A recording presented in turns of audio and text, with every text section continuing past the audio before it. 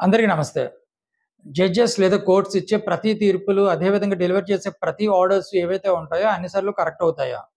ఇటువంటి డౌట్స్ చాలా మందికి వస్తూ ఉంటాయి. పర్సనల్‌గా కేసెస్ ఫేస్ చేసే వాళ్ళకి మరి ముఖ్యంగా ఎక్కువగా వస్తూ ఉంటాయి. ఈ మధ్య కాలంలోనే ఒక కేస్ చూసిన తర్వాత నాకు కూడా ఇటువంటి డౌట్ వచ్చింది. అది ఏంటి అంటే ఈ judgement is with respect to TET. మహారాష్ట్రలోని ఒక హైకోర్ట్ ఇచ్చిన తీర్పు మీద అప్పీల్ సుప్రీం కోర్ట్‌కి వచ్చిన సందర్భంలోనే సుప్రీం కోర్ట్ డెలివర్ చేసిన జడ్జ్‌మెంట్ ఇది. సో, ఈ జడ్జ్‌మెంట్ డెలివర్ చేస్తున్న సందర్భంలోని కోర్టు కొన్ని మ్యాండేట్స్ ఇవ్వడం జరిగింది. కొన్ని కంపల్సరీ చేయడం జరిగింది. అదేంటి అంటే ప్రతి టీచరు కూడాను ఈ టెట్ అన్నది కంపల్సరీగా పాస్ అయి తీరవలసిందే. పాస్ అవ్వలేని పక్షంలోని వాళ్ళు ఉద్యోగం నుంచి కంపల్సరీగా రిటైర్మెంట్ తీసుకోవాలి అని చెప్పేసి తీర్పు ఇవ్వడం జరిగింది. It is irrespective of number of year they have been in force అని చెప్పేసి కూడా చెప్పడం జరిగింది. అయితే ఒక్క రిలాక్సేషన్ ఇవ్వడం జరిగింది. ఆ రిలాక్సేషన్ ఎవరికి అంటే, ఒకవేళ 5 సంవత్సరాల కన్నా ఎక్కువ సర్వీస్ లేనటువంటి వాళ్ళు ఎవరైతే ఉంటారో వాళ్ళు ఈ టెస్ట్ రాయనవసరం లేదు అని చెప్తూ, ఒకవేళ వీళ్ళు కూడాను ప్రమోషన్ కావాలి అంటే మాత్రం టెస్ట్ రాయాలని చెప్పేసి కంపల్సరీ చేస్తూ ఆహ్, ఆహ్, తీర్పు ఇవ్వడం జరిగింది.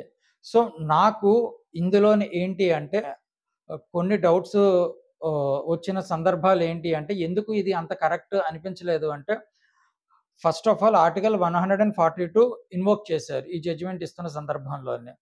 ఎందుకు ఇన్వోక్ చేశారు అంటే, it is right of every child, every student to get quality education అని చెప్పడం జరిగింది.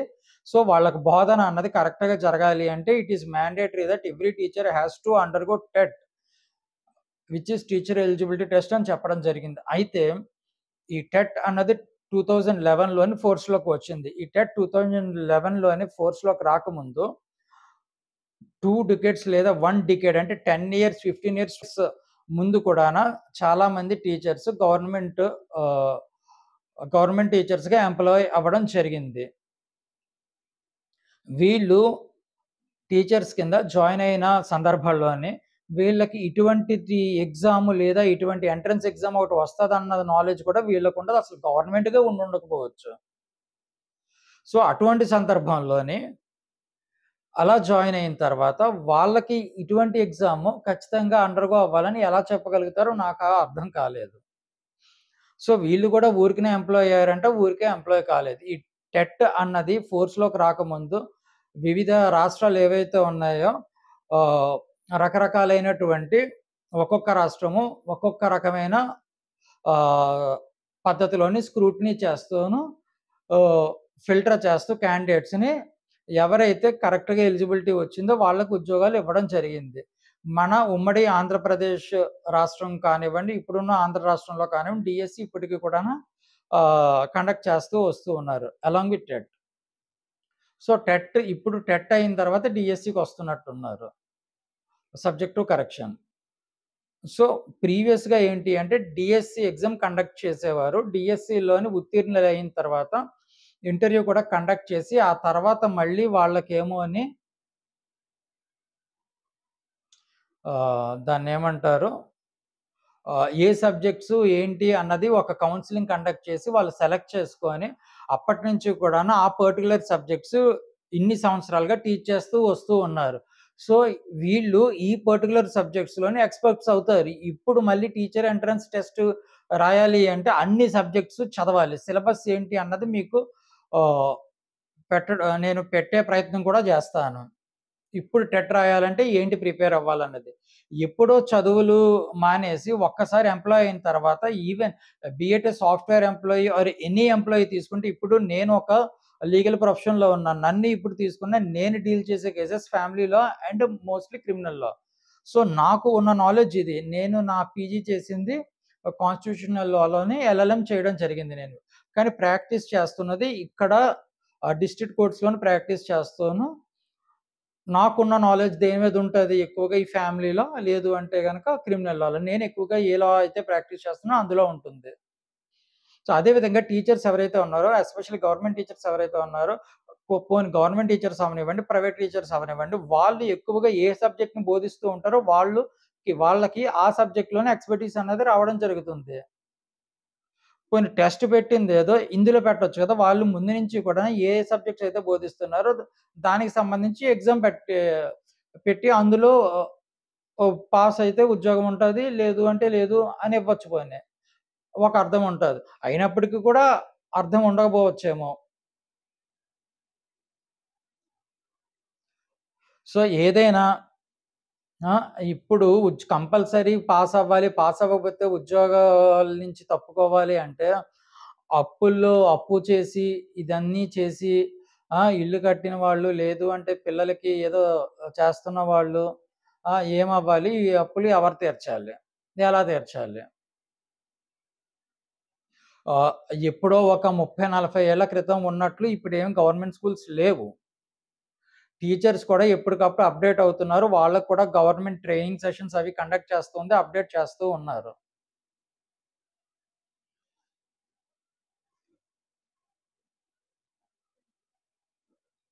సో, ఇప్పుడు ప్రైవేట్ టీచర్స్ ఎవరైతే ఉన్నారో వాళ్ళేమైనా బాగా చెప్తున్నారా? వాళ్ళకి టెట్ అవసరం లేదా అంటే వాళ్ళకి కూడా అవసరం.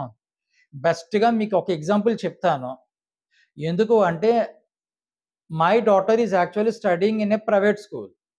ఈ ప్రైవేట్ స్కూల్స్‌లో విద్య ఎలాగున్నది అన్నది నేను ఎగ్జాంపుల్‌గా ఓన్లీ ఒక హిందీ సబ్జెక్ట్ ఏదైతే ఉందో ఆ లెసన్‌లోని 2 ఫోటోస్ మీకు పెడతాను. పెట్టే ప్రయత్నం చేస్తాను. అందులోని చూసి ఇందులో తప్పేంటి అన్నది మీరే చూసి చెప్పండి. హ్మ్. ఇదే కాదు. నేను ఎప్పటికప్పుడు ఆ స్కూల్ మేనేజ్‌మెంట్‌కి ఇన్ఫార్మ్ చేస్తూను, కరెక్ట్ చేయిస్తూ వస్తున్నాను. నాకున్న టైంలోని కరెక్ట్ చేసుకుంటూను ఏంటి తప్పులున్నాయన్నది. There are being lot of publishers ఎవరైతే ఉన్నారో, ఆ పబ్లిషర్సే చాలా బూతులు ప్రింట్ చేస్తున్నారు. And teachers are blindly following these kind of nonsense stuff which has been published in these stupid books.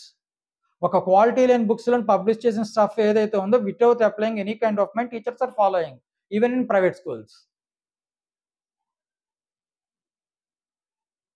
So, ఈ పర్టిక్యులర్ జడ్జ్‌మెంట్ ఏదైతే ఉందో నాకైతే మాత్రం అంత కరెక్ట్ అనిపించల. అట్‌లీస్ట్ ఏంటి అంటే రెట్రోస్పెక్టివ్ ఎఫెక్టివ్ తీసుకురావాలి దీనికి అని ఇచ్చిన జడ్జ్‌మెంట్ ఏదైతే ఉందో ఆ పార్ట్ ఆఫ్ జడ్జ్‌మెంట్ నాకు కరెక్ట్ కాదు అని నాకనిపించింది.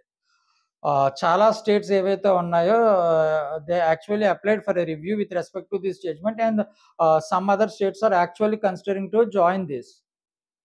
చాలా రాష్ట్రాలతో పాటు ఆంధ్ర రాష్ట్రం కూడాను రివ్యూ పిటిషన్ దాఖలు చేయడానికి రెడీ అయింది.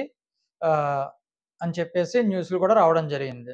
సో, ఏదైనా బేసిక్‌గా ఒకసారి మనం ఉద్యోగంలోకొచ్చాక మన నాలెడ్జ్ ఏదైతే ఉందో మనం ఆన్ గోయింగ్ వర్క్‌కి రిలేటెడ్‌గా ఇంక్లైన్డ్‌గా ఉంటుంది గానీ, మనం చదువుకున్నది మొత్తం చదువంతా కూడాను గురించి జ్ఞానం లేదా నాలెడ్జ్ అలాగా మనతో ఎప్పుడూ కూడా రాదు.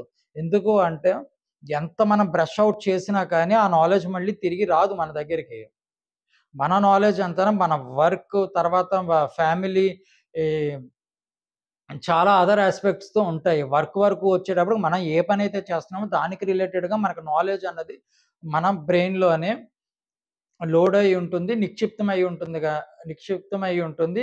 పాత డేటా ఏదైతే ఉందో మన బ్రెయిన్‌లోనే ఆటోమేటిక్‌గా అది ఫేడ్ ఔట్ అవుతూ వస్తది.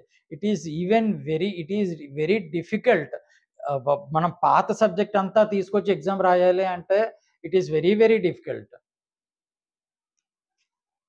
చూద్దాం ఏమవుతది అన్నది. ఈ రివ్యూ పిటిషన్స్‌ని సుప్రీం కోర్ట్ ఏ విధంగా కన్సిడర్ చేస్తది ఏంటి అన్నది. క్వాలిటీ ఎడ్యుకేషన్ అన్నది ఖచ్చితంగా ఉండాలి. ప్రతి ఒక్క విద్యార్థికి క్వాలిటీ ఎడ్యుకేషన్ అన్నది ఉండాలి. అదే విధంగాన it is a duty of Supreme Court to protect the interest of the teachers also.